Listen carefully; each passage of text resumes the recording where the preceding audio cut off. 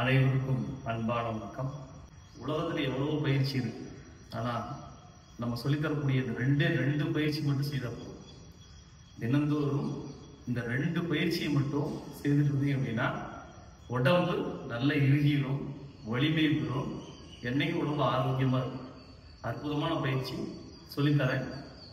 முதல்ல நம்ம செய்யக்கூடிய பயிற்சி என்ன அப்படின்னு பார்த்தீங்கன்னா தண்டால். சரிங்களா?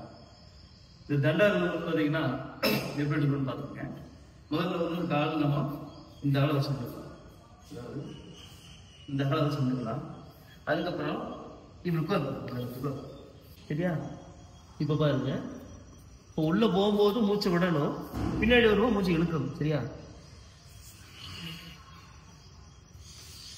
இழுக்கணும், மூச்சு இழுக்கணும், போகும்போது மூச்சை விடணும். சரியா? பாருங்க,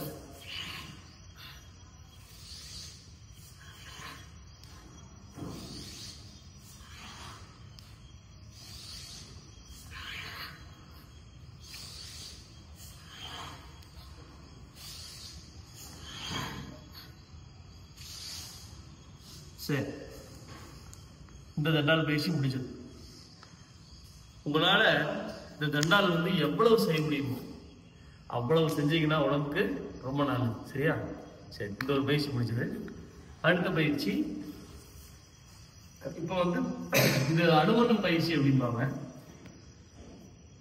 இதுக்கு பைக் டச் இல்லைன்னா பஸ்கி அப்படின்னு சொல்லுவாங்க. சரி, இப்போ நம்ம இது எப்படி செய்யணும் அப்படின்னு பார்க்கலாம். 2வது பயிற்சி, காலை வச்சுக்கோங்க, விரிச்சு வச்சுக்கோங்க.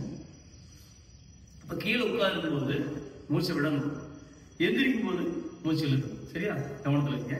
கீழே உட்காரும் போது எப்போ நம்மளுடைய குதிகால் தூக்கிக்கணும். உட்காரும் போது குதிகால் தூக்கணும், எந்திரிச்சு நிற்கும் போது குதிகால் கிளட்டணும். சரியா?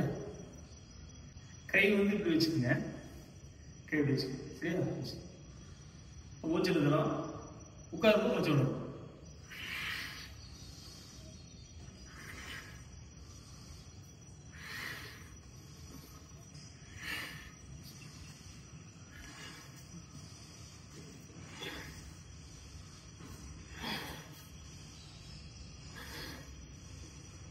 அவ்வளோதான் பயிற்சி.